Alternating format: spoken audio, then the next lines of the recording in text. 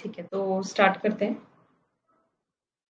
Farmers income है first topic. कोई question पूछेगा क्या? Any questions? इस पे क्वेश्चन भी आया हुआ है 2018 में, previous year question, situational assessment survey. Who conduct right. This?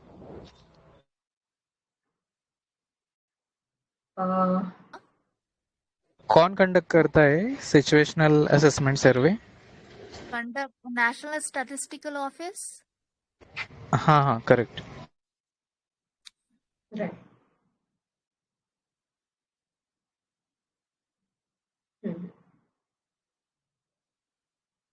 तो which state has the highest outstanding loan? I think Andhra Pradesh है। That's right. Correct.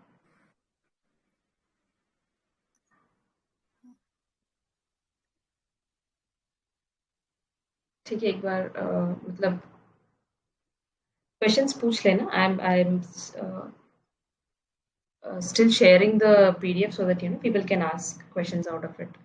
या फिर should I stop sharing the PDF or should I share the PDF? Let me know, guys, whichever is feasible. Share the PDF. Yeah. Fair. ठीक है। More than 50% of outstanding loans are from institutional sources. True, false? It is True. true. Yeah, true. ये थोड़ा strange. More than 1/4 of outstanding loans are from money lenders or professional lenders.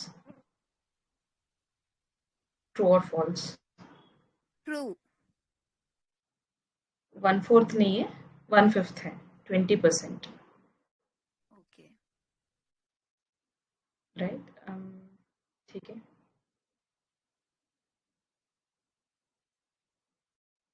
Any other question?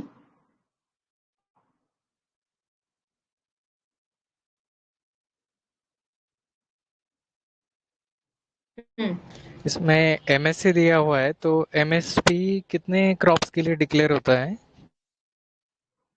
20. Yes. कितना? 23. 22. Correct correct, One. 22 के लिए declare होता है, और government support price होती है वो 23 के लिए होता है, उसमें एफआरपी भी आ जाता है। और एमएसपी 24 क्रॉप्स के लिए दिया जाता है, जो कि जो कमर्शियल क्रॉप्स है ना, आई थिंक तोरिया और डीहस कोकोनट, आई थिंक ऐसे 24 क्रॉप्स के लिए दिया जाता है, और गवर्नमेंट सपोर्ट प्राइस 25 क्रॉप्स के लिए दिया जाता है। ये थोड़ा सा मतलब डिस्टिंक्शन है उसमें। ठीक है। ये आप रिपीट करना ना एक बार। Okay, MSP is declared for 22 crops, ठीक है, और जो गवर्नमेंट सपोर्ट प्राइस है वो 23 क्रॉप्स के लिए डिक्लेयर होता है, उसमें एफआरपी भी आ जाता है। और जो एमएसपी है वो 24 क्रॉप्स के लिए दिया जाता है, और गवर्नमेंट सपोर्ट प्राइस में 25 क्रॉप्स के लिए दिया जाता है, क्योंकि उसमें एफआरपी भी ऐड हो जाता है। Okay, thank you. स्वप्निल, ये आप पोस्ट कर सकते हैं क्या? श्योर श्योर, मैं after this session I will share right, that. Thank you. ठीक है। And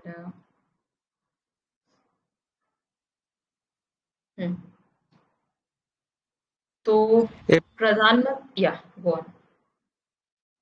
no no, go on go on. तो Pradhan Mantri Fasal Bima Yojana does not cover post harvest losses. True और false? False. Right. All stage है ना। Correct correct. और प्रधानमंत्री फसल बीमा योजना covers all food crops and oil seeds. True, false? True. False. All तो नहीं होगा ना, या ऑल के लिए? True है, all food crops and oil seeds है। ओके। जो किसान क्रेडिट कार्ड है ना, वो भी पोस्ट हार्वेस्ट लॉसेस के लिए लोन ले सकते हैं उसमें। किसान credit card post harvest losses cover नहीं होगा हाँ, शायद। कवर होता है उसमें। आई होता है। थिंक हाँ, उसके लिए भी लोन दिया जाता है। राइट।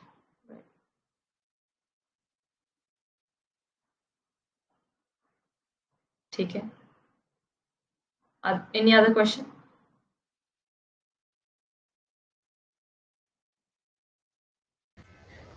पीएम किसान क्या है? तो ये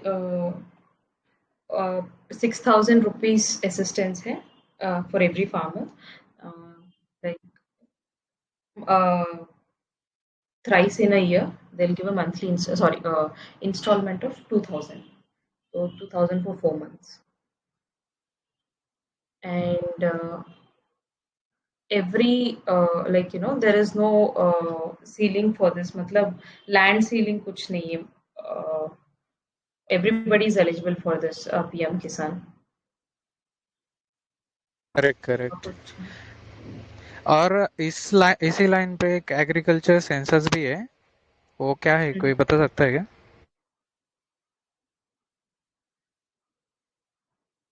आई मीन कौन कंडक्ट करता है, या मतलब any details about it? Sorry, आप ही बता दो।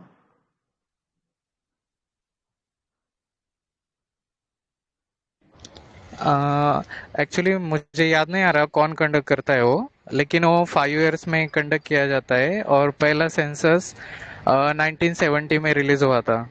और जो वर्ल्ड एग्रीकल्चर सेंसस है वो 10 ईयर में 10 इयर्स में किया जाता है। वो फार्मर्स, आई थिंक एफएओ, उसका लॉन्ग फॉर्म एफएओ है ना, फार्मर्स एग्रीकल्चर ऑर्गेनाइजेशन यूएन की, तो वो कंडक्ट करता है। हाँ, फूड एंड वो food agriculture. And agriculture oh organisation. Sorry, हाँ या। हाँ, ये राइट। मिनिस्ट्री ऑफ एग्रीकल्चर करता है, ठीक है, एग्रीकल्चर सेंसस। ठीक है। राइट। किस लिए किया जाता है ये agri census by agri ministry? Same same, I think वो जो ऑपरेशनल होल्डिंग्स, और उसमें भी वही लोन फार्मर्स कहाँ से लेते हैं, मतलब इंस्टीट्यूशनल बैंक वगैरह, इसमें यही कंडक्ट होता है मतलब उसमें। डेटा हर चीज में यूज होगा। हाँ हाँ, करेक्ट करेक्ट। ठीक। 2015 में हुआ था आई थिंक लास्ट। ठीक है। एवरी 5 इयर्स बोला ना आपने? हाँ हाँ, एवरी 5 इयर्स इन इंडिया। और जो वर्ल्ड एग्रीकल्चर सेंसस है वो every 10 years by FAO. Right.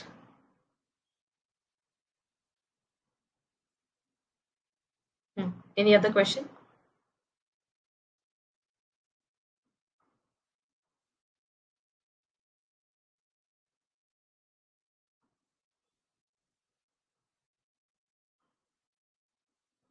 चलते हैं, हो गया ना इसमें से? I think so. ठीक है, अग्री इंफ्रास्ट्रक्चर फंड के बारे में कोई कुछ बता दो।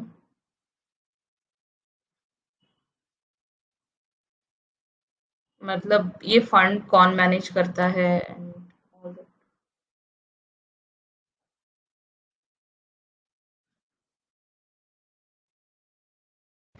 आप ही बता दीजिए। आई एम नॉट, मुझे ज़्यादा पता नहीं है, मतलब all even irrigation and everything is included in this, मतलब जब इरिगेशन प्रोग्राम्स के लिए मनी लिया जाता है तो ये अग्री इंफ्रास्ट्रक्चर फंड से मनी लेते हैं स्टेट्स। तो एक मिनट, हाँ, like let us see it and we can move forward. Hello. हाँ, यस। हाँ, सो एग्री इंफ्रास्ट्रक्चर फंड की बात हो रही है ना? हाँ, राइट। हाँ, तो जैसे नाम में ही लिखा है इंफ्रास्ट्रक्चर, तो मोस्टली फोकस जो है हम लोग जो मंडीज का जो इंफ्रास्ट्रक्चर डेवलपमेंट है उस पे कर रहे हैं। ठीक है, तो राइट। गवर्नमेंट ऑफ हाँ, तो इसमें ऑब्जेक्टिव यही था कि हम लोग जितना भी फार्म गेट इंफ्रास्ट्रक्चर है या फिर जो एग्रीगेशन पॉइंट्स है, like for example farmer producer organisation हो गया, या फार्मर्स का कोई कोऑपरेटिव सोसाइटी हो गया, या ऐसे एंटरप्रेन्योर जो कि एग्रीकल्चर सेक्टर में कुछ कर रहे हैं, स्टार्टअप्स कुछ कर रहे हैं, तो उनकी हेल्प करने के लिए फंड बनाया गया था। ठीक है, कॉर्पस इसका अराउंड 1 लाख करोड़ रुपीज रखा गया था। ठीक है, so medium to long term जो डेट फाइनेंसिंग होगा वो इस फंड के थ्रू किया जाएगा। ठीक है, और ये स्कीम जो है 10 साल के लिए करा गया था, मतलब 2020 में शुरू किया गया था, तो 2019 तक चलना था, but then it was also extended by 3 years. ठीक है, तो अभी करंटली जो इसका पीरियड है वो 2032 से 33 जो पीरियड है वो वहां तक रहेगा। ठीक है, सो इसमें इंटरेस्ट सबवेंशन एक कंपोनेंट है, तो इंटरेस्ट सबवेंशन को एक्सप्लेन करेगा क्या होता है, क्या देते हैं इंटरेस्ट सबवेंशन में हम लोग? अगर 5% इंटरेस्ट रेट ले रहे हैं तो वो 7%, 15%, वो हाँ, मतलब आप जो कंपोनेंट जितना भी आपका, लेट्स से अगर 8% इंटरेस्ट चार्ज हो रहा था, तो उसमें से लेट्स से 5% जो है गवर्नमेंट दे देगी। ठीक है, तो ये चीज था। तो इसके अंदर गवर्नमेंट जो 3% का सब इंटरेस्ट सबवेंशन दे रही है पर एनम। ठीक है, और इसको एक गवर्नमेंट के जो कॉरपोरेशन है या एंटरप्राइज है वो मैनेज कर रही है, क्रेडिट गारंटी दे रही है इसके लिए। तो उसका नाम है credit guarantee fund trust for micro and small enterprises, CGTMSE। ठीक है, 2 करोड़ के लोन तक का ये क्रेडिट गारंटी दे रही है। ठीक है, मतलब कोलेटरल नहीं देना पड़ेगा उसको। सो नाबार्ड जो है वो इसको स्टीयर कर रहा है, which is under in association with ministry of agriculture. तो ये चीज थोड़ा सा दिमाग में रखना। ठीक है,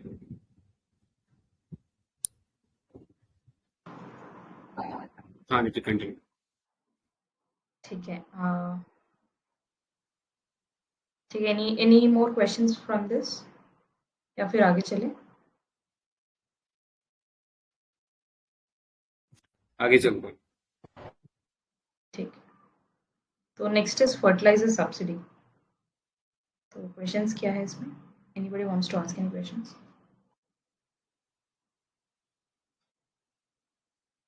पहले तो मेजर न्यूट्रिएंट्स बता दो।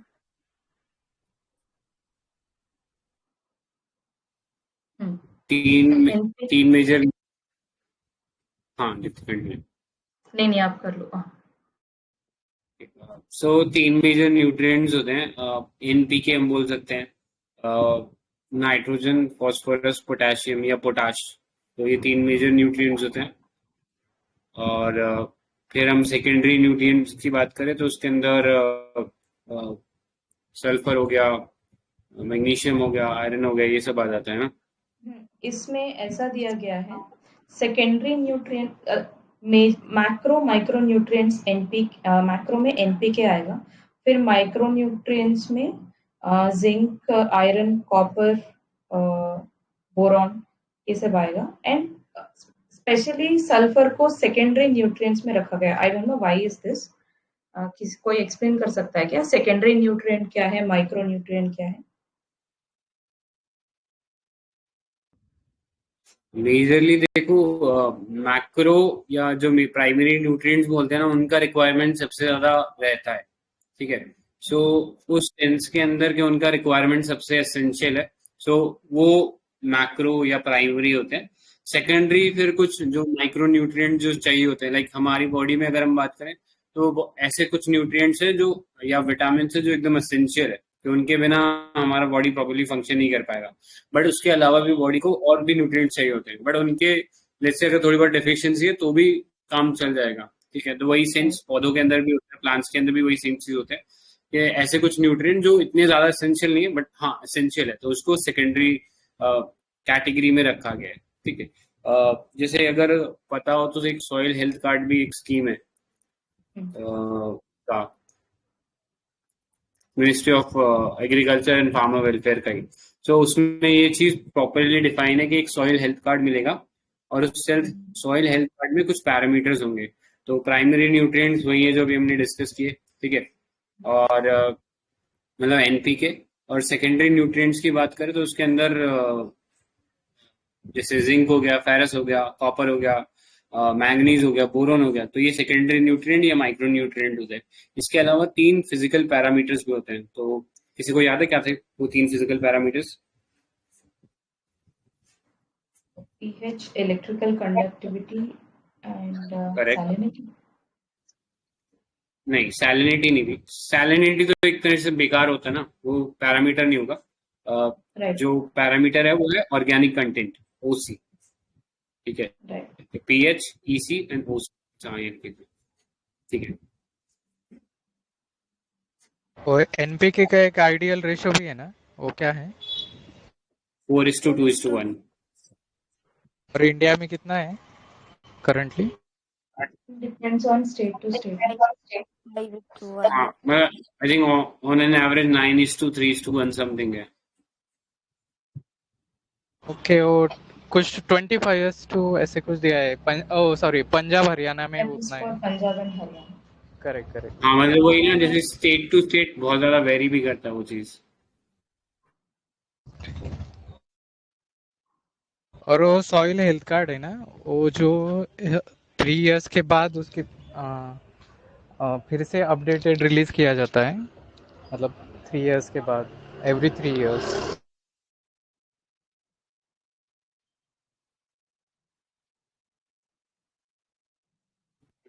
राइट। इनफैक्ट गवर्नमेंट जो है सब्सिडी भी देती है, अगर कोई फार्मर जो है वो अपने प्रेमाइसेस के अंदर सॉइल हेल्थ लेबोरेटरी सेटअप करना चाहता है तो उसके लिए भी थोड़ा बहुत फंडिंग देता है गवर्नमेंट। तो वो भी चीज देखते हैं। जो न्यूट्रिएंट में सब्सिडी है वो कौन सी मिनिस्ट्री के अंदर अंडर आता है? Department ministry of of chemical and fertiliser. Correct correct. और वो सेंट्रली स्पॉन्सर्ड है या सेंट्रल सेक्टर स्कीम है? Central Sector Scheme. Sponsored. Correct correct correct. Sector है ना। Sector or sponsored? Central sector scheme है। और जो सॉइल हेल्थ कार्ड है वो आई थिंक सेंट्रली स्पॉन्सर्ड है, आई मीन कोर स्कीम ऐसा कुछ बोलते हैं उसको। वो क्या है, कोई बता सकता है उसमें वो कोर स्कीम और समथिंग ऐसा डिस्टिंक्शन है उसमें?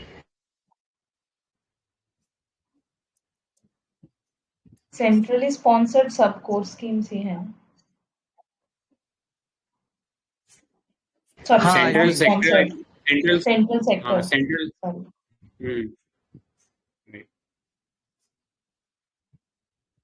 जो सो डायरेक्ट इंडिया का, फंडिंग सेंटर से मिलती है। हाँ ठीक है, तो हाँ, संजय। एक क्वेश्चन था। हाँ, so India's fertiliser industry is the third largest in terms of production, true और false? Second largest in terms of production. ट्रू और फॉल्स? False, false. राइट, फॉल्स है। India is third largest in terms of production and second largest in terms of consumption.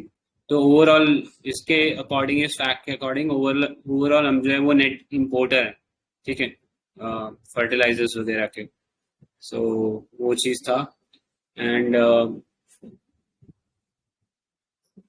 हमारा GDP का almost कितना percent, हाँ ठीक है, ऐसे ट्रू और फॉल्स बताना। जीडीपी का ऑलमोस्ट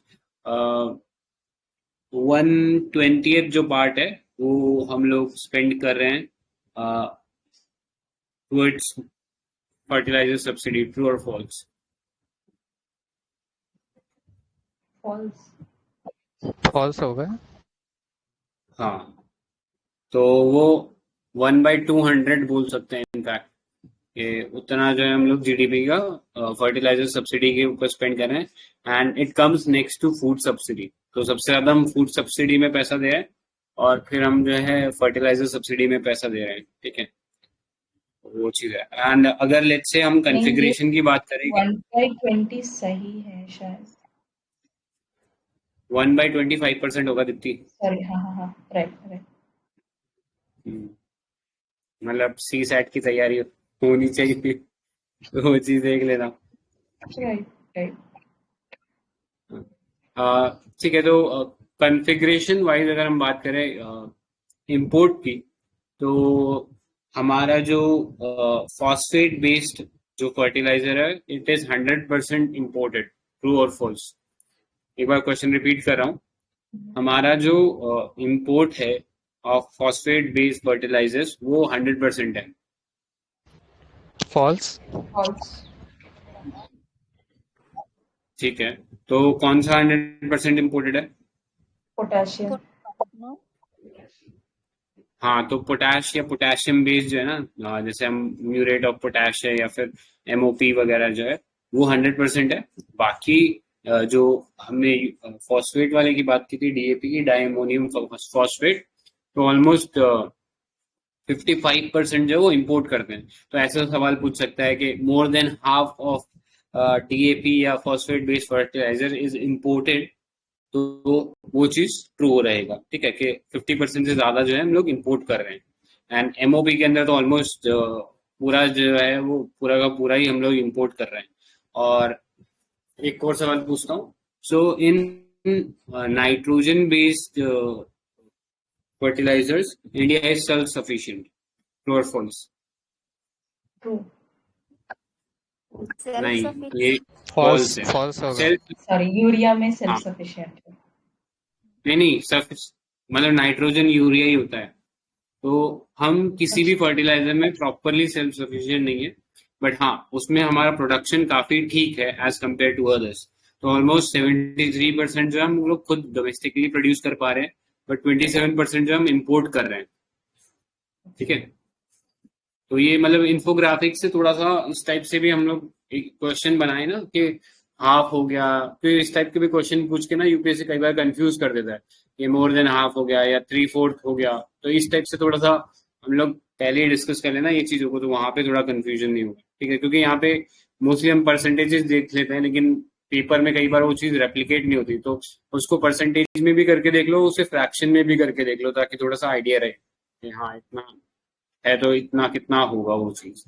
ठीक है, और किसी को कोई क्वेश्चन? स्टेटमेंट बोलता हो, ट्रू और फॉल्स बताना है। Ammonia which is an input of urea is produce from natural gas. True. True. Correct. Next statement, sulphur which is raw material for phosphoric acid fertilizer is a byproduct of oil refineries. True. Correct है। True. At at present, the retail price of fertilizer is not market driven but administered by the government.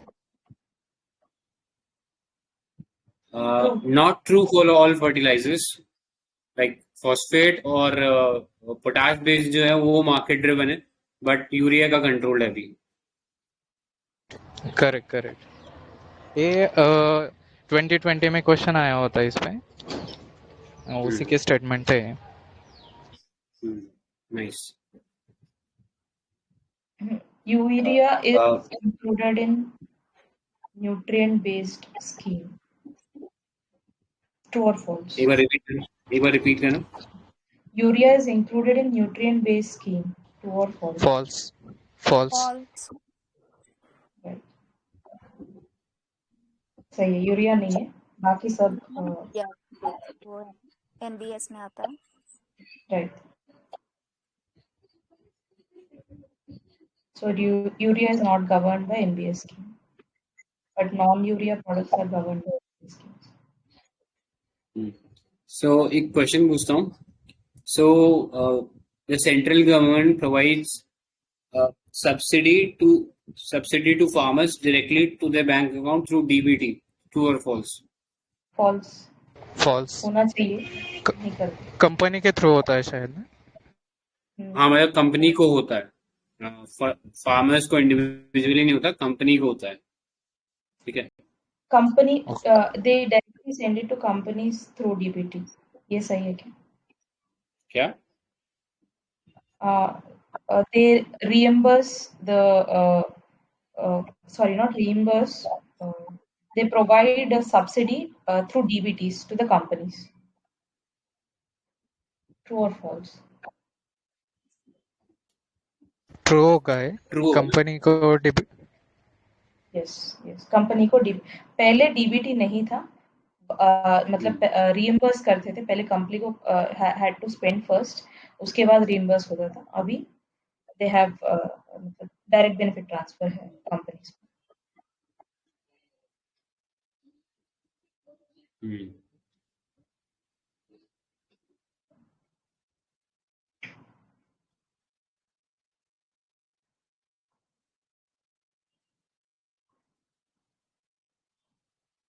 ठीक है, और any कोई other question है question? किसी का? सब fertiliser subsidy से रिलेटेड नहीं है, जस्ट अभी मुझे याद आया, किसान रेल का एक कॉन्सेप्ट था, वो कोई बता सकते हैं क्या है? एक किसान बार रिपीट रेल। करना। किसान किसान रेल। ट्रेड, किसान रेल किसान रेल। रेल। अच्छा, वो rail rail. Correct perishable correct. के लिए ना? हाँ, हाँ हाँ, पेरिशेबल के लिए था। ये मतलब जो इंडियन रेलवे है ना। हाँ, कौन से एरिया के लिए? ये किसी पर्टिकुलर एरिया के लिए था, मतलब होल कंट्री के लिए नहीं था। हाँ, ये मुझे भी याद नहीं है, लेकिन जो इंडियन रेलवे है वो कोल्ड सप्लाई चेन, मतलब कुछ कोल्ड स्टोरेज फैसिलिटीज, मतलब ट्रांसपोर्टेशन के लिए पेरिशेबल जो आइटम्स है उसके लिए कोल्ड स्टोरेज फैसिलिटीज देने वाली थी इंडियन रेलवे।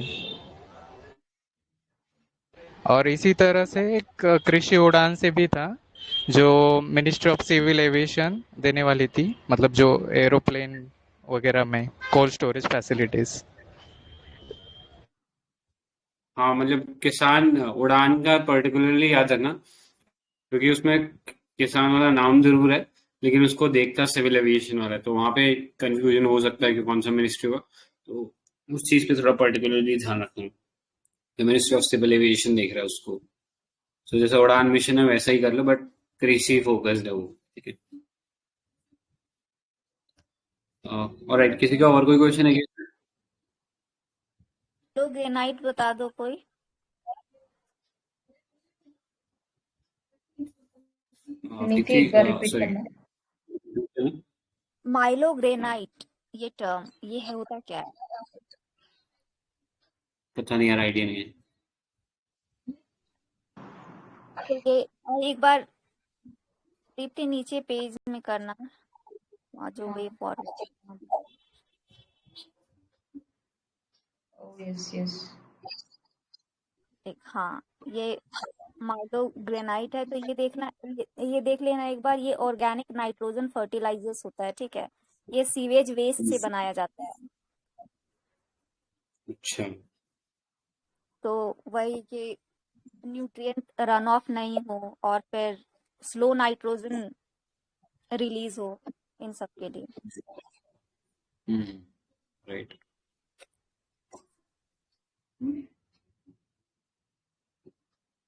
ठीक है।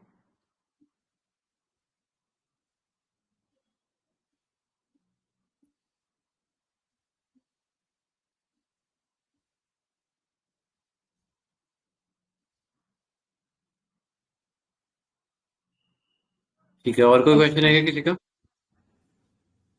नेक्स्ट पे चलते हैं। Next is pulses. कोई question? India is largest producer of pulses. True or false? True. True. Consumer Second भी है largest ना? consumer. True or false? False. False. Largest दोनों में फर्स्ट है।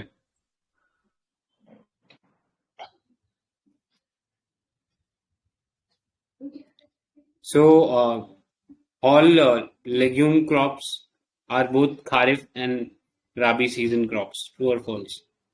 True. ट्रू। नहीं, गलत है। सब रावी है क्या? भी है क्या? मतलब कुछ खारिफ है, कुछ राबी है।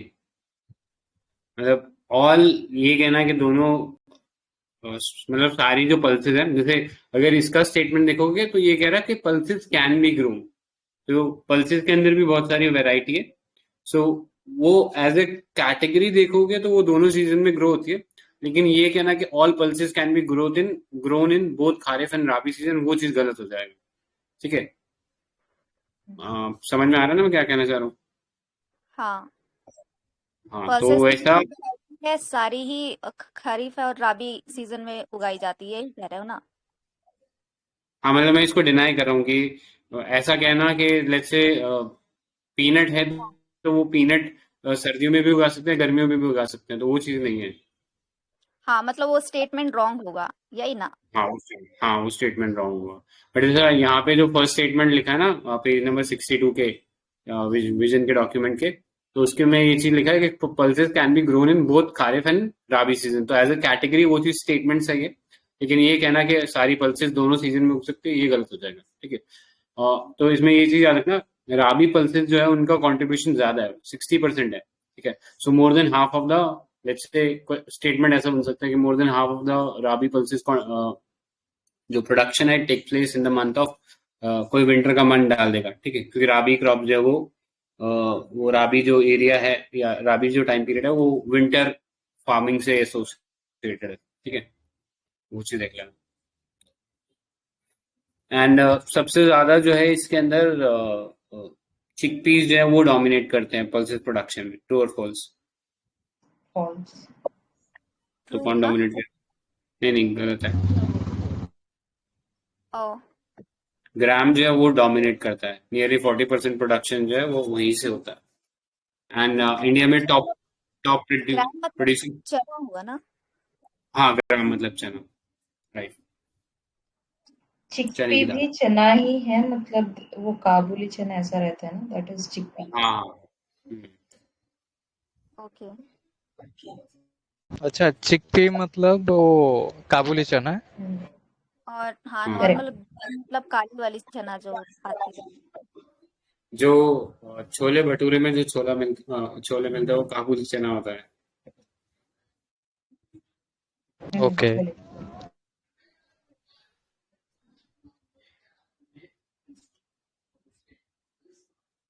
क्वेश्चन है, coconut, banana, hmm. Blueberry are example of super foods, true false? एक बार रिपीट करना वापस। बनाना, कोकोनट, हम्म।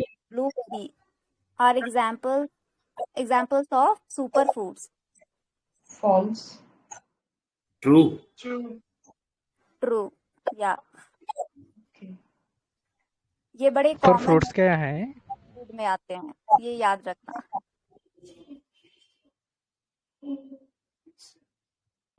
सुपर फ्रूट्स फ्रूट्स क्या है कॉन्सेप्ट? जो मतलब कॉमनली ऐसे बोला जा सकता है कि माइक्रो न्यूट्रिएंट्स में जो रिच होते हैं वो सुपर फूड्स।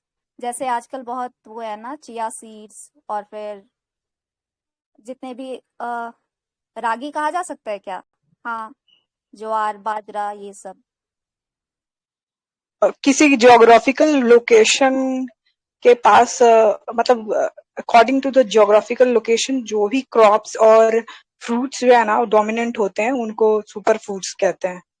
लाइक इंडिया में बनानास तो है ही, और आलमंड भी हो जाएगा जो बादाम होता है, और तीन मेरे को याद नहीं आ रहा है, आज ही मैंने देखा था। तो ज्योग्राफिकल लोकेशन भी इम्पोर्टेंट है अगर आप किसी फूड को सुपर फूड कंसिडर करना चाहते हो तो। ओके। ऐसा था।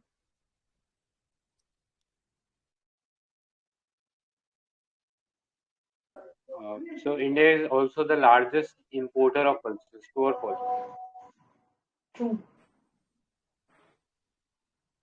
करेक्ट, ट्रू है। तो मतलब ट्रू।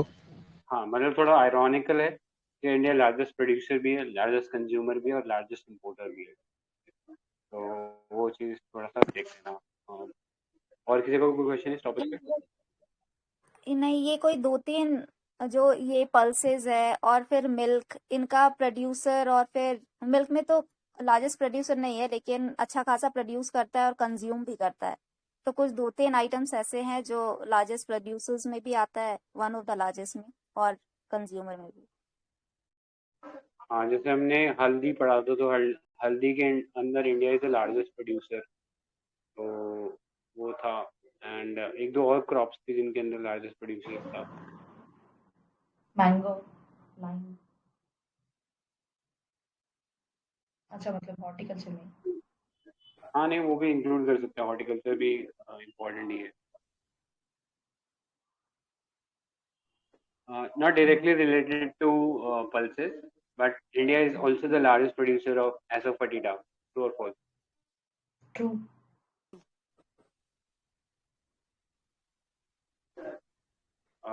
No, actually false है। asafoetida जो होता है वो उसका मतलब हींग होता है। तो इंडिया में जो हींग है वो हम लोग सारा का सारा ऑलमोस्ट इम्पोर्ट ही करे थे। ओके। हम्म।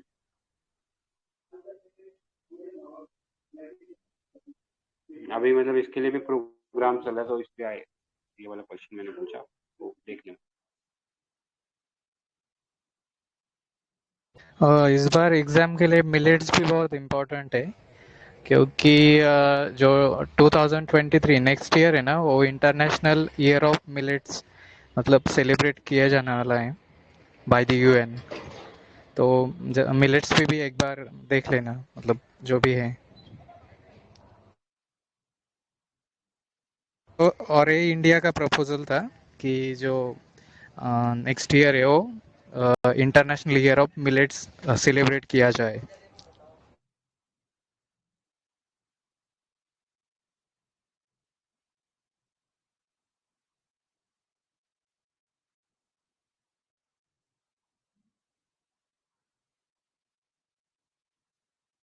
पल्सेस के लिए कोई गवर्नमेंट स्कीम्स है क्या अभी करंटली?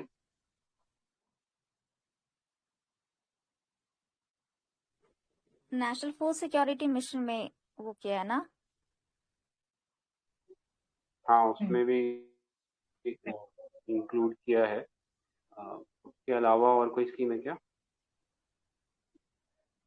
उसके अलावा एक पीएम आशा, आई थिंक। हाँ, पीएम आशा थी। तो कोई एक्सप्लेन करेगा पीएम आशा में क्या प्रोग्राम था, क्या बेसिकली करना चाह रहे थे? पीएम आशा एक तो अम्ब्रेला स्कीम था, उसके अंडर 3 प्रोग्राम थे। एक हम्म, प्राइस सपोर्ट स्कीम था, और एक हम्म, प्राइस डेफिशिएंट पेमेंट स्कीम था, और एक हम्म, प्राइवेट कुछ ऐसे ही था, हम्म। प्राइवेट स्टॉक स्कीम कुछ ऐसे ही नाम था।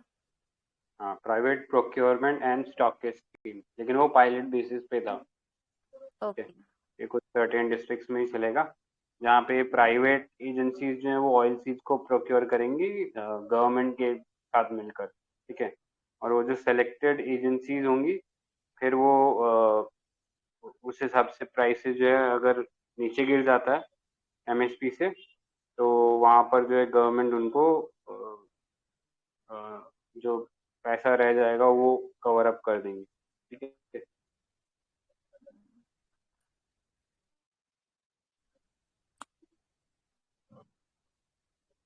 एंड बाकी जैसे प्राइस डेफिशिएंसी पेमेंट स्कीम है, तो जो मंडी में भाव जो चल रहा है, जो एमएसपी में जो बीच का जो डिफरेंस है, वो जो है वो गवर्नमेंट पे कर देगी। ठीक है, तो इसमें ऑयल सीड जो है उनको सारों को कवर किया जाएगा। ठीक है, और इसी के मॉडल पे जैसे हमने पहले भी एक बार डिस्कस कर रखा है कि एमपी ने भावांतर भुगतान योजना जो है वो चलाई थी। सिमिलर उसी स्कीम के ऊपर हरियाणा ने एक स्कीम चलाई थी, भावांतर भरपाई योजना ऐसा करके। ठीक है, तो वो चीज़ देख लेना। एंड प्राइस सपोर्ट स्कीम में तो बेसिकली यही थे, जितनी भी सेंट्रल गवर्नमेंट की एजेंसियां हैं, लाइक नाफेड हो गई, एफसीआई होगी, या और कोई गवर्नमेंट एजेंसी हो गई जैसे कि एपेडा वगैरह हो गए, तो ये सब मिलकर हेल्प कर सकते हैं इन प्रोक्योरमेंट। ठीक है, और कोशिश करेंगे जो एमएसपी डिसाइडेड है उतने पे हम लोग ले। ठीक है, तो वो ये चीज़ याद एमपी रखना। तो हम्म, भावांतर भुगतान योजना थी वो, हम्म। ये अलग थी, और कालिया उड़ीसा की ये अलग थी, या सेम तरह की स्कीम थी? नहीं नहीं, कालिया तो टोटली डिफरेंट थी। कालिया तो वाज लाइक ओबी यूबीआई, या जो सेंट्रल लेवल पे जो पीएम किसान स्कीम चल रही है ना, वो थी।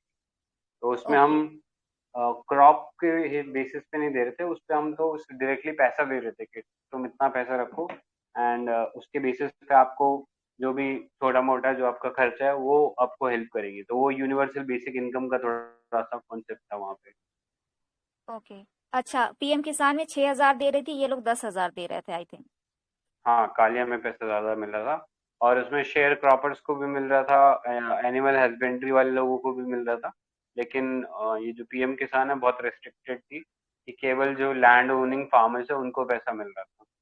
ठीक ओके। है हाँ, ठीक है, किसी का और का कोई क्वेश्चन इस टॉपिक से? ये जो नाफेड है वो किस मिनिस्टर के अंदर आता है? मिनिस्ट्री ऑफ ये स्टैट्यूटरी बॉडी है। अग्री मिनिस्ट्री के अंडर ही आएगा ना? एग्रीकल्चर हाँ कॉमर्स। करेक्ट है, मिनिस्ट्री ऑफ एग्रीकल्चर के अंडर आता है और ये multi state cooperative societies act है ना, उसके अंडर Yes. रजिस्टर है। और FCI, food corporation of India, for consumer affairs.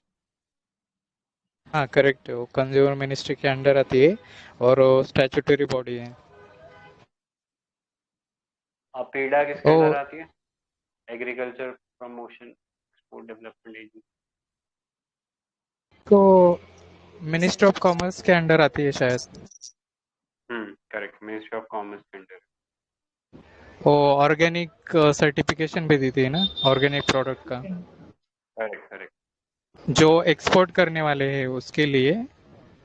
और जो मिनिस्ट्री ऑफ एग्रीकल्चर भी एक ऑर्गेनिक प्रोडक्शन और ऑर्गेनिक प्रोडक्ट सर्टिफिकेट देती है, जो कि डोमेस्टिक मतलब मार्केट में जो प्रोडक्ट्स आने वाले हैं,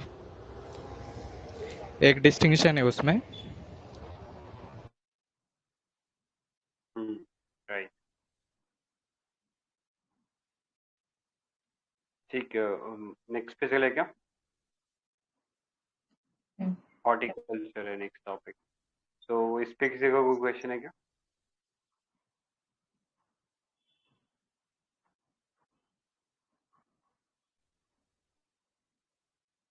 सो ये बता दो, हॉर्टिकल्चर के अंदर जो लीडिंग स्टेट है वो इन टर्म्स ऑफ प्रोडक्शन वो है वेस्ट बंगाल है, ट्रू और फॉल्स? फॉल्स। यूपी के बाद है West Bengal.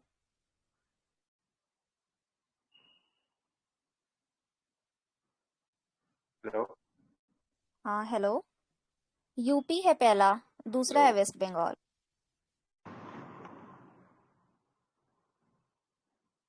Hello, Sanjay, can you hear us? Audio आ रहा है क्या? हाँ Your audio is. हेलो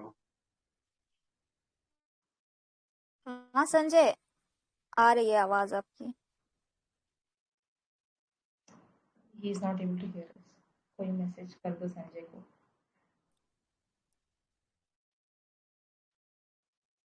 ठीक है। और कोई क्वेश्चन?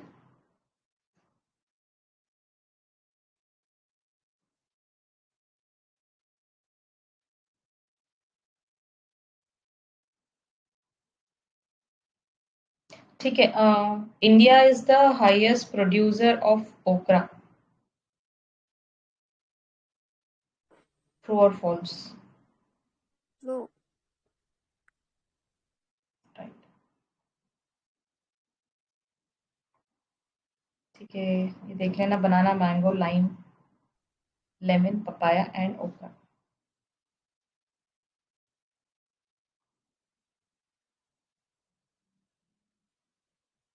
ऊपर एक क्लस्टर की एक स्कीम थी, हॉर्टिकल्चर क्लस्टर प्रोग्राम, ऐसा कुछ। वो सेंट्रल सेक्टर है आई थिंक। हाँ, हॉर्टिकल्चर क्लस्टर डेवलपमेंट प्रोग्राम, ये सेंट्रल सेक्टर स्कीम है, प्रोग्राम है। और नीचे एक स्कीम है, वो सेंट्रली स्पॉन्सर्ड है।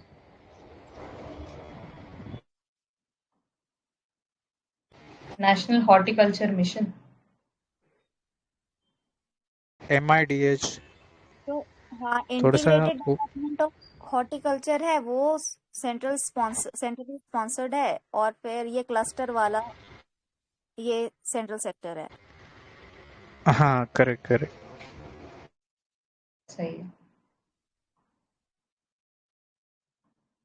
राइट, और जो है नेशनल हॉर्टिकल्चर बोर्ड है, किसने रिकमेंड किया था? ये नीति आयोग की कोई थी ना, रामचांद कुछ ऐसे, रमेश चांद या कुछ इस तरह। स्वामीनाथन कमेटी ने किया था रिकमेंड है।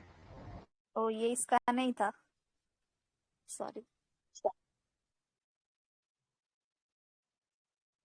ये जो Right. नेशनल बाम्बू मिशन है ना, नीचे वो टेबल में दिया हुआ, उसमें हाँ, तो ये बाम्बू जो है वो ट्री के डेफिनेशन ऑफ ट्री में आता है क्या? नहीं, नहीं, ग्रास है। ग्रास। किस एक्ट में अमेंडमेंट किया था उसके लिए? Forest rights. 19 हाँ, वो Correct. 1927 का कुछ एक्ट था ना, वही फॉरेस्ट राइट वाला, तो उसमें अमेंडमेंट किया था।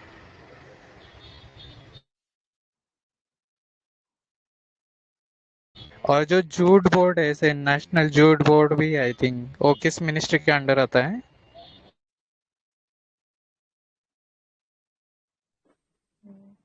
जूट बोर्ड या फिर ये सब मिनिस्ट्री के अंदर नहीं आएगा, department of agriculture under under आएगा क्या? अग्री नहीं मिनिस्ट्री। नहीं, जो जूट बोर्ड है वो टेक्सटाइल मिनिस्ट्री के अंडर आता है। राइट, ठीक है।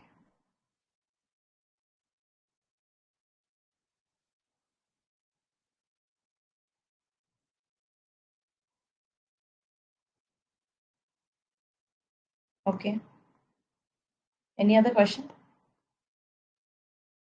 मेरा पल्सेस से क्वेश्चन है कि can black gram be cultivated as both kharif and rabi crop? Like ये प्रीवियस ईयर क्वेश्चन है।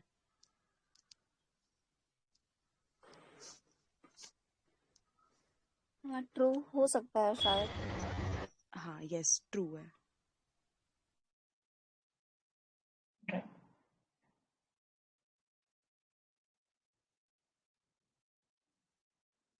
ठीक है, तो एनी अदर क्वेश्चन? तो एक बार ये देख लेना, NHM is for all states and UTs except Northeast and Himalayan region. ये हमने करके है ना, HMNEH. This is for Northeast and Himalayan. And bamboo for all states, and horticulture board. And there is coconut development for coconut producing states, and Central Institute for Horticulture. ये Northeast for focusing on HRD and capacity building. Central Institute for Horticulture ये Northeast के लिए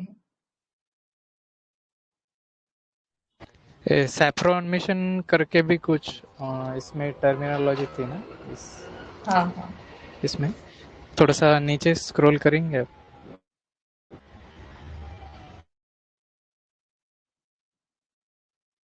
ऊपर okay, या नीचे? It's a technical अच्छा अच्छा, advice and administrative support to state government, a state horticulture mission, इसको for the saffron mission.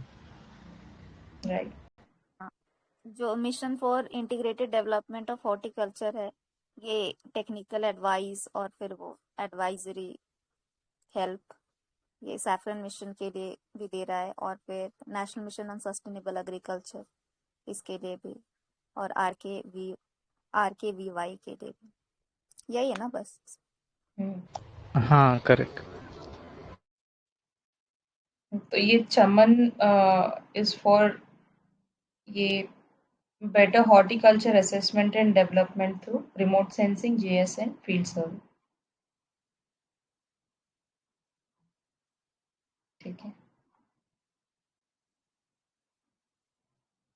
ये आगे चले क्या? मैप में कुछ पूछना है? हाँ ठीक है, आगे मतलब चलते हैं।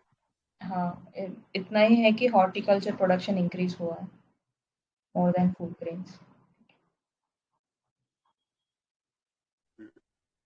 फ्लोरिकल्चर आता है क्या? नहीं, क्या नित्य? फ्लोरिकल्चर तो टोटली डिफरेंट हो गया ना। ओके। ठीक है, अच्छा नेक्स्ट इज हाँ, कॉटन। आप वैसे पूछना चाह रहे हो ना कि हॉर्टिकल्चर के अंदर हम फ्लावर का कल्टीवेशन भी कंसीडर कर सकते हैं, ऐसा पूछना चाह रहे हो क्या? हाँ हाँ हाँ। आई थिंक शायद कंसीडर कर सकते हैं हॉर्टिकल्चर में उसको। क्योंकि मतलब मैं अपने रीजनल वो पे बोल रही हूँ, आईकार का जो यहाँ सेंटर है रांची में, उसके अंडर से मतलब उसके अंडर हेल्प मिलता था फ्लावर कल्टीवेशन के लिए। तो ये कर जानना है कि वो उसके अंडर कंसिडर करते हैं या नहीं। करते हैं ऐसे कुछ नहीं। करते हैं क्योंकि आई थिंक मोस्टली हॉर्टिकल्चर को हम डिस्कस करते हैं ना, तो गार्डन जो क्रॉप्स होती हैं उनको मतलब उनसे रिलेट करता है, तो गार्डन में वो फ्लावर जो है वो भी आ जाते हैं, तो या आई थिंक कंसीडर करते हैं उनको। ओके। बट यहाँ भी जो इस पर्सपेक्टिव में है, तो यहाँ पे तो हम लोग मोस्टली क्रॉप्स फूड क्रॉप्स के टर्म्स में ही बात कर रहे हैं, या फूड प्रोड्यूस के टर्म्स में बात कर रहे हैं। ठीक है, फिर नेक्स्ट पे चलते हैं, कॉटन कल्टीवेशन ना। इस पे किसी का कोई क्वेश्चन है? ये रिपोर्ट किसने निकाली है, कॉटन 2040?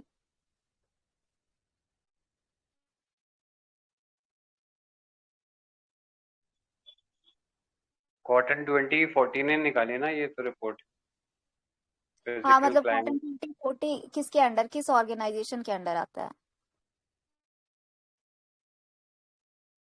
ये आई थिंक एक एसोसिएशन है जो कॉटन इंडस्ट्री है ऑल अक्रॉस द वर्ल्ड, उन लोगों ने मिलकर निकाली है। और फर्दर इसको जो हेल्प कर रहा है वो फोरम फॉर फ्यूचर है, तो एक एनजीओ है वो इसको हेड कर रहा है।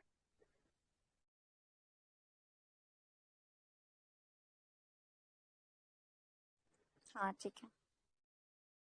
वर्ल्ड में लार्जेस्ट कॉटन प्रोड्यूसर कौन है? इंडिया है। इंडिया बांग्लादेश में दोनों में कंफ्यूजन है, लेकिन शायद अभी इंडिया है। यही है शायद। हाँ, इंडिया है लार्जेस्ट प्रोड्यूसर, तो वो चीज़ याद रखना। ऑलमोस्ट वर्ल्ड का जो 22% है, यानी ऑलमोस्ट कितना हो गया ये? A little more than 1/5. कितना परसेंट? 22% बोला ना? हाँ 22% है, तो अप्रोक्सीमेटली आई गेस 1/5 ही है वन ना? फिफ्थ। हाँ 1/5 से थोड़ा सा ऊपर हो गया, तो वो जो है इंडिया प्रोड्यूस कर रहा है। ऑलराइट, तो एक टर्म इसके लिए यूज किया जाता है C4 ग्रुपिंग, तो वो कोई बता सकता है what is C4 grouping? Voice was breaking Sanjay, एक बार रिपीट करना। क्या? ब्रेकिंग, एक बार रिपीट करो प्लीज। मेरे को ऑडियो प्रॉपर्ली आया नहीं है, तो ठीक है मैं बता देता हूँ। सो C4 countries basically grouping of 4 African countries, क्योंकि कॉटन का जो एक फेवरेबल प्राइस है वो सीख करते हैं। तो ये कंट्रीज हैं बेनिन, बुर्किना फासो, शाद एंड माली। ठीक है, तो ये पहले तीन जो है बेनिन, बुर्किना फासो, चाद, इनफैक्ट सारी जो है ऑलमोस्ट नॉर्दर्न अफ्रीका में ही है। तो ये कंट्रीज का जो ग्रुपिंग है इसको C4 कंट्रीज बोलते हैं, तो याद रखना।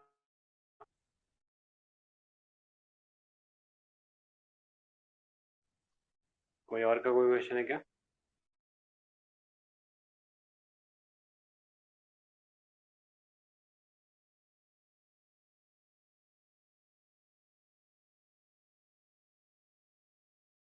तो क्लाइमेटिक कंडीशंस बता दो कॉटन क्रॉप के लिए क्या चाहिए होती है? आई थिंक ये ब्लैक सॉइल में ज़्यादा ग्रो होता है ना, मतलब इसकी रिक्वायरमेंट है ब्लैक सॉइल, उसको ब्लैक कॉटन सॉइल भी बोलते हैं। Correct. Black very soil good. होना चाहिए, टेम्परेचर अराउंड 28 to ऊपर होना 30 चाहिए। डिग्री सेंटीग्रेड होना चाहिए, सॉरी सेल्सियस होना चाहिए। एंड रेनफॉल अराउंड 100 सेंटीमीटर्स होना चाहिए। एक इम्पोर्टेंट है 180 days minimum Frost free days होना चाहिए। Correct. तो यहाँ इंडिया में 3 जोन्स के अंडर दे हैव डिवाइडेड। क्या है वो जोन्स? कॉटन प्रोड्यूसिंग स्टेट्स को 3 जोन्स के अंडर डिवाइड किया है। एक नॉर्दर्न सेंट्रल है, सदर्न और नॉर्दर्न जोन। कौन सा स्टेट डोमिनेट करता है कॉटन प्रोडक्शन में? महाराष्ट्र। सेंट्रल ना, फॉल्स। महाराष्ट्र। गुजरात। गुजरात है। संजय आवाज शायद आपकी क्लियर नहीं है Sorry. या मुझे कट कट के आ रही है। नहीं, संजय का आवाज क्लियर नहीं आ रहा। तो हाँ, गुजरात है क्या? लेकिन यहाँ पे कहीं महाराष्ट्र दिया हुआ था।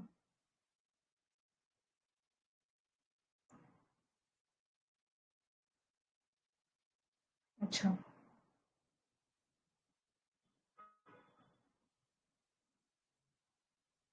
गुजरात ही है क्या संजय? Highest producing? गुजरात ही है हाईएस्ट प्रोड्यूसिंग। ठीक है।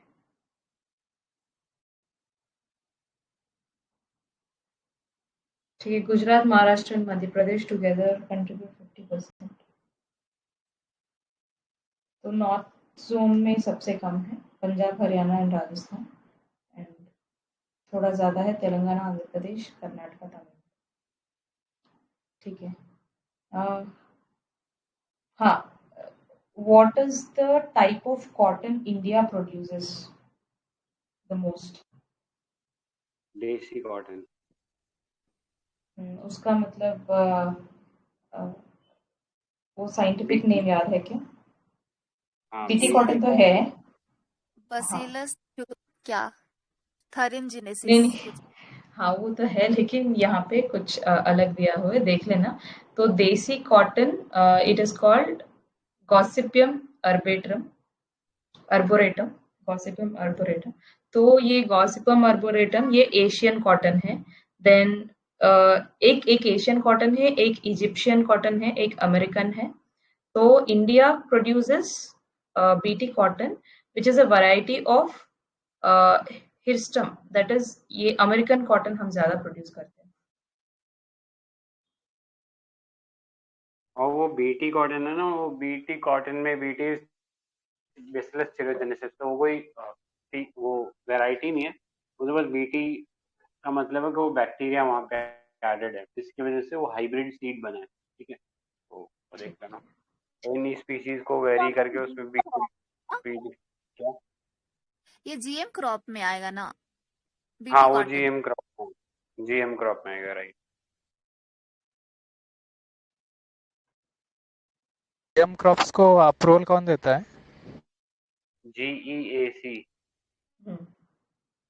हाँ correct, genetic engineering appraisal committee. किस मिनिस्ट्री के अंदर आएगा? मिनिस्ट्री ऑफ एग्रीकल्चर तो नहीं है। नहीं है, मिनिस्ट्री ऑफ मिनिस्ट्री के अंदर आएगा। Ministry of environment. राइट।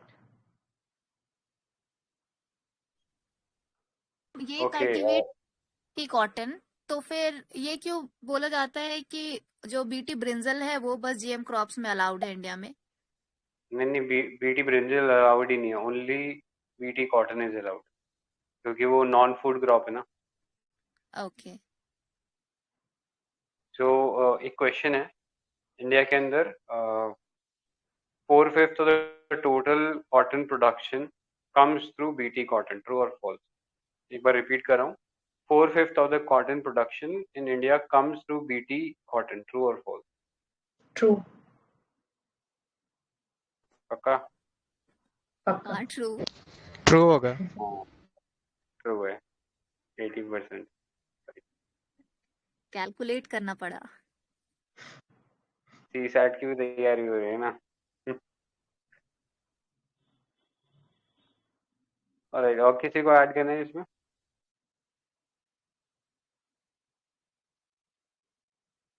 ठीक है।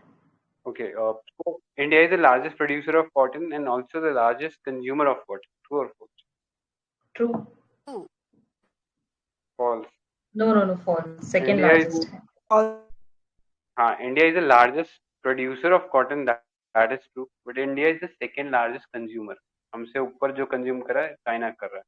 तो इंडिया से वो कॉटन यार्न जो इम्पोर्ट करके लेके जाता है बहुत हाई क्वांटिटी में और फिर हमें फिनिश प्रोडक्ट जो है हमारे यहाँ डंप कर जाता है. तो वो बताओ. India exports the major part of cotton exports from India is yarn. True or false? Right. True. ठीक है. That is 12% of total exports. ठीक है. नेक्स्ट पे चले क्या? इसमें कुछ और बचा है? हाँ, नेक्स्ट पे चलते हैं. National mission on edible oils NMEOP. तो इस पे कोई क्वेश्चन है क्या?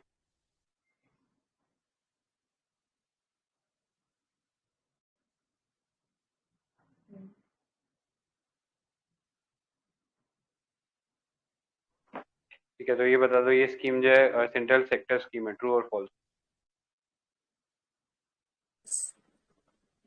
ट्रू.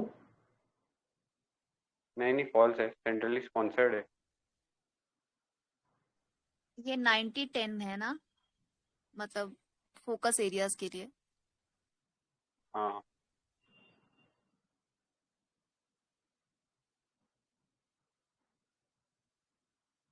राइट. ठीक है. सो एक क्वेश्चन पूछता हूँ. India is the largest producer of palm oil. True और false? False. False. Okay. So palm oil is endemic to Indonesia. True or false?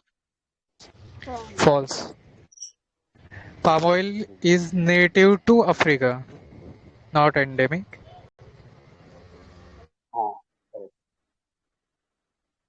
हाँ, तो मतलब मोस्टली ट्रॉपिकल कंट्रीज है वहीं पे उगता है, तो वो चीज करेक्ट है. ओरिजिन जो है वो अफ्रीका जो है वहां से ओरिजिन हुआ है, तो वो चीज देख लेना. बाकी अभी currently major largest producer Indonesia and Malaysia है combined, and India is a largely an importer of it.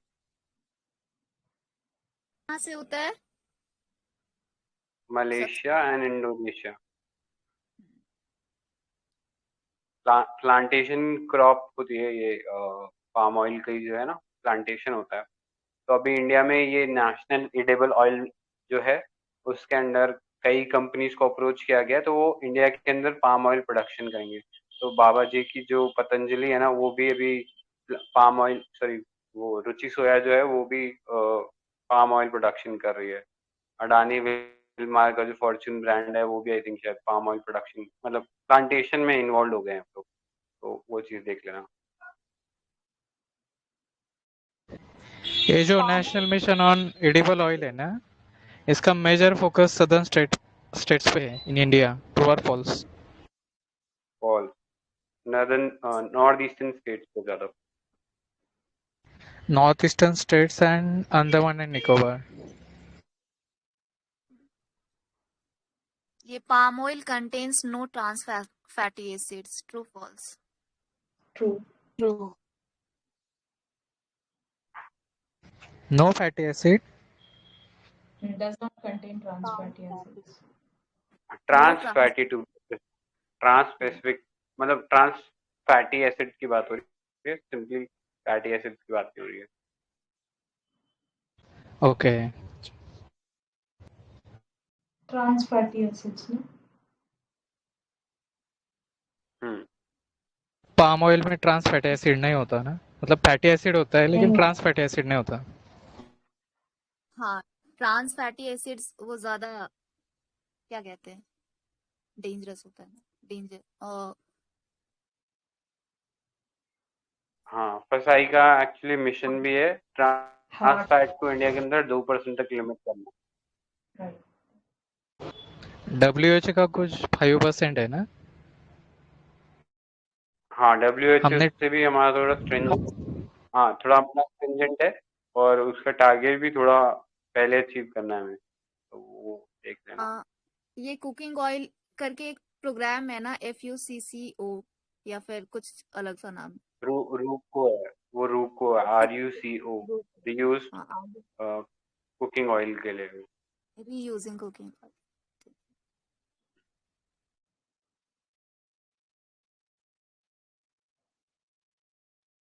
तो ये जो national mission on edible oil है, ऑयल पाम, इसको मतलब कौन सा रिवोल्यूशन है? Green revolution, yellow revolution, red revolution?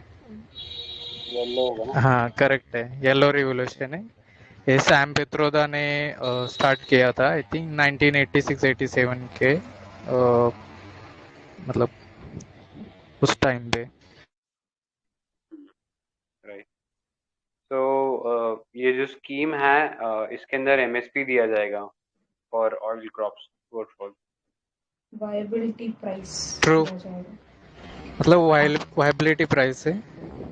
हाँ, मतलब MSP तो ऑलरेडी हम दे रहे हैं, बट इस प्रोग्राम के अंदर MSP पे फोकस नहीं हुआ, MSP जैसे एक फीचर पे फोकस होगा। ठीक है, तो वैसे हमने पहले पढ़ भी रखा है कि ऑयल सीड्स है एंड सिरल्स जो है वो सबसे ज्यादा MSP के अंदर इन टर्म्स ऑफ नंबर जो है सबसे मेजर जो है कंट्रीब्यूटर्स कह लें या बेनिफिशियरी ले लें, तो सिरल्स और ऑयल सीड का बराबर होता है। ठीक है, और यहाँ पे अगर हम बात करें national mission on edible oil की, अगर हम स्पेसिफिकली बात करें तो यहाँ पे MSP जैसे लाइंस के ऊपर हम लोग फीचर्स देंगे, तो फ्रेश फ्रूट बंचेस जो है उनके लिए हम लोग वायबिलिटी प्राइस रखेंगे। ठीक है, ये जो स्कीम है उसके लिए सनसेट क्लॉज भी है एक। वो कितने, कौन से ईयर तक है? 2037। ना?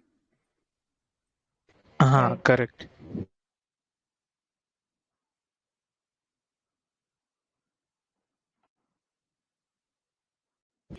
इस मिशन के अंदर एक अलग एक नेशनल मिशन है, वो मतलब सब्ज्यूम हुआ है, ऐसा कुछ है, उसका नाम क्या है? NFSM ऑयल सीड्स के अंदर ये सब्ज्यूम हुआ है। हाँ करेक्ट है। NFSM ऑयल पाम प्रोग्राम है, वो इसके अंदर सब्स्यूम हुआ है, मतलब सॉरी, ये हाँ, राइट। हाँ करेक्ट है, वो नेशनल, ओ NFSM है, वो national edible, national mission on edible oil के अंडर वो मतलब सब्ज्यूम हुआ है। नहीं, नहीं, उस like previously it was NFSM, वो इसमें सब्स्यूम हो गया है अभी NMEOP। हाँ correct correct. 100% FDI is allowed for true, palm oil tree. True. True true.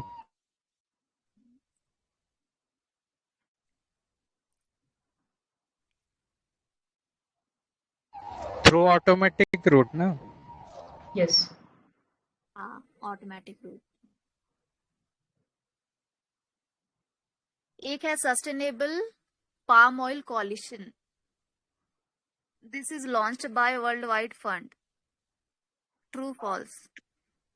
False. False. True है।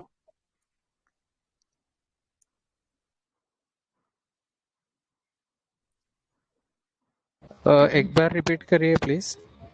Sustainable Palm Oil Coalition. This is launched by World Wide Fund India. Okay okay. है इसके साथ है जो वो round table on sustainable palm oil, वो RSPO जो है।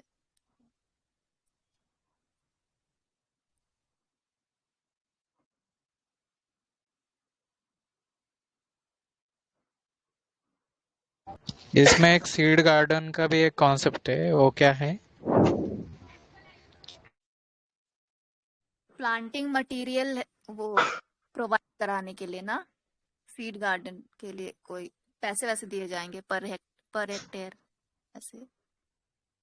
हाँ हाँ करेक्ट है। हाँ, इसी लाइन पे क्वेश्चन भी आया हुआ है 2000 आई थिंक 15 में है, सीड विलेज करके क्वेश्चन आया था, जिसमें मतलब ट्रेनिंग दिया जाएगा फार्मर्स को सीड कंजर्वेशन के लिए, तो मतलब खुद के ही सीड मतलब बना सकते हैं, सेल्फ सफिशिएंट हो सकते हैं। कौन सा स्कीम था वो और सब पे? सीड विलेज स्कीम था वो।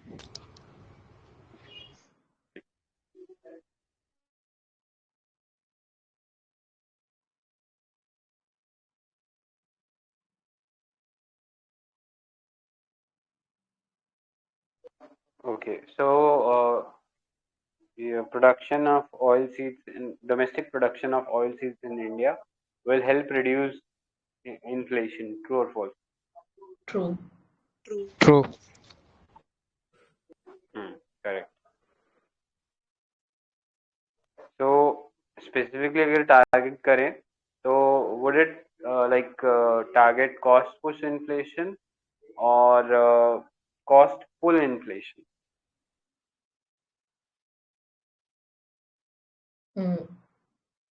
Cost push inflation. Inflation? नहीं, sorry, demand pull, demand pull.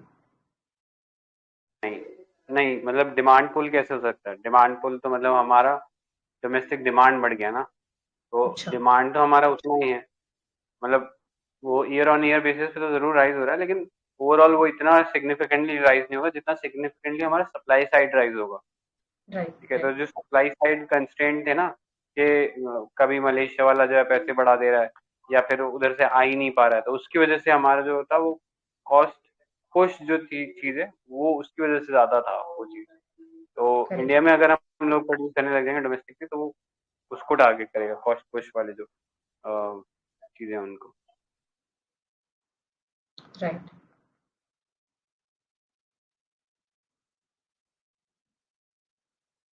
Palm oil can be used in ethanol production. True or false? True. हाँ, करेक्ट है।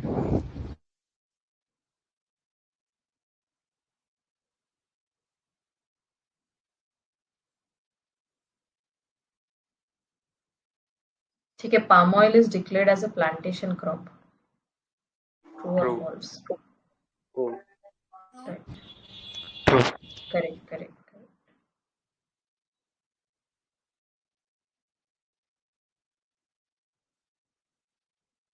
ठीक है, नेक्स्ट पे चले क्या? और कुछ बचा है?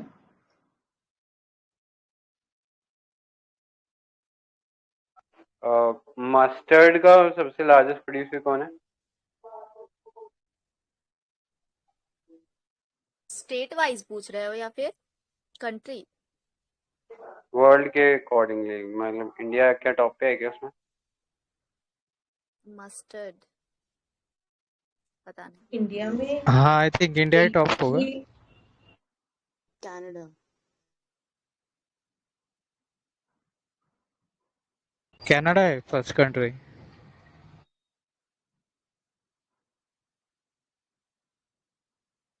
हाँ, सरप्राइजिंगली कनाडा जो है वो टॉप मोस्ट कंट्री है। वो देख लेना एक बार, मतलब मेरे को भी थोड़ा यकीन कम ही हो रहा था।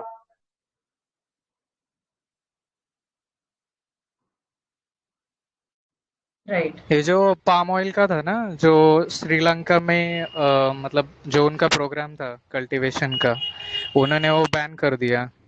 मतलब अम, मतलब उनको ऐसा लग रहा है कि पाम ऑयल मतलब एक इन्वेजिव स्पीसीज की तरह एक्ट होगा, इसी वजह से। मतलब एक फैक्ट था जस्ट। राइट,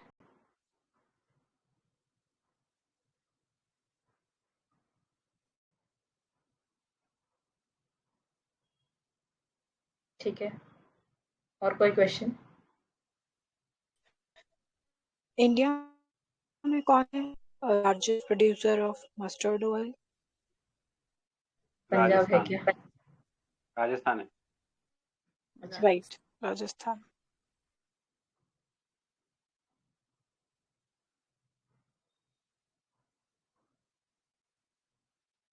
ठीक है।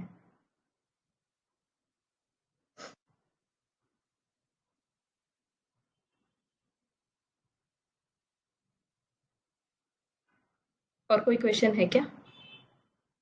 Or should we move to the next one?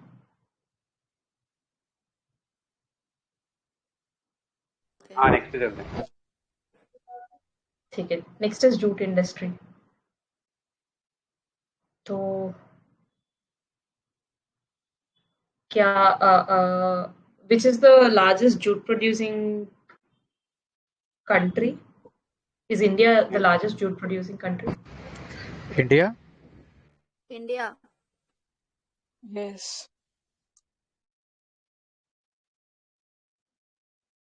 तो So ये क्या government हाँ, has हाँ so government has recommended that 10% 10% sorry ठीक है यार अब तो वही हो गया 20% of this sugar must be compulsory packed in jute bags. So what is given as the food grains they should be packed in jute packaging. ठीक है, तो वो देख लेना, वो एक्ट था जूट पैकेजिंग मटेरियल्स वाला 1987 का, उसके अंडर ये चीज स्टिपुलेट किया गया था। तो इंडिया में लार्जेस्ट जूट प्रोड्यूसिंग स्टेट कौन सा है? West Bengal. West Bengal. Correct, West Bengal is the largest producing state and उसी एरिया के आसपास सेकंड लार्जेस्ट, थर्ड लार्जेस्ट जो भी है सब वो उन्हीं के आसपास, लाइक बिहार और उड़ीसा, असम, वो सब चीजें। तो इसमें इम्पोर्टेंट चीज ये है, during monsoon season warm and humid climate चाहिए। जैसे like you know usually people enjoy monsoon season West Bengal में, जब even if they having rains they still you know feel sweaty and all. ये ह्यूमिड क्लाइमेट भी है, मानसून भी है, तो दैट्स व्हाई जूट ज्यादा प्रोड्यूस होता है। ठीक है, right. So jute is included in MSP program, true or false? True. अब फटाफट से वो 4 प्लांटेशन का क्रॉप का नाम भी बता दो जो एमएसपी प्रोग्राम में है। शुगर केन, जूट, कॉटन, 2 और है। शुगर केन और palm oil. Sugar cane jute बता दिया, पाम ऑयल नहीं है यार, पाम ऑयल नहीं है अभी। कोपरा है और कॉटन है। ठीक है,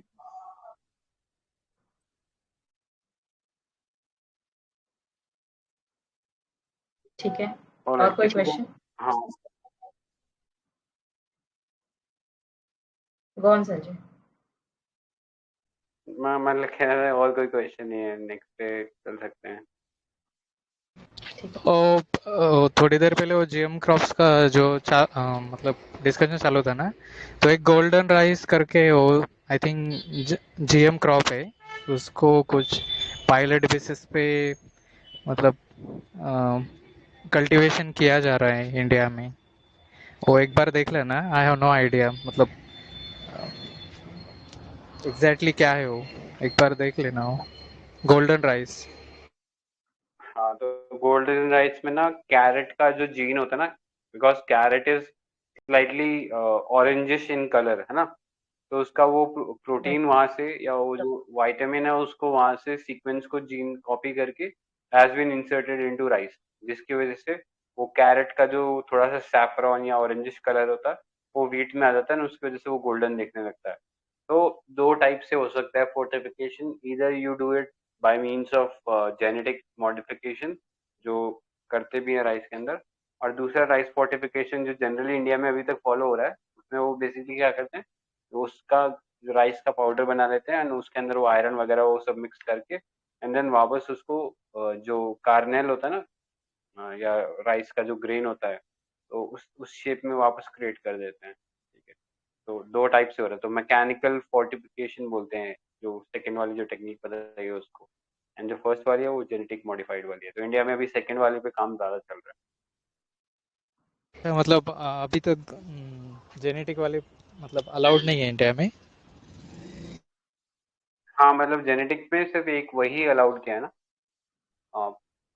कॉटन अलाउड है, बाकी पायलट बेसिस पे चल रहा हो चलो, आई थिंक अलाउड है नहीं। ओके,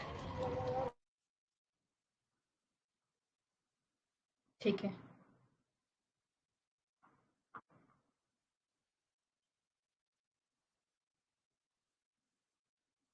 आज के नेक्स्ट लिए पे यही चले स्टॉप क्या? करें क्या? हाँ हाँ, ओके 7:30 ऑलरेडी, ठीक है guys. We are at page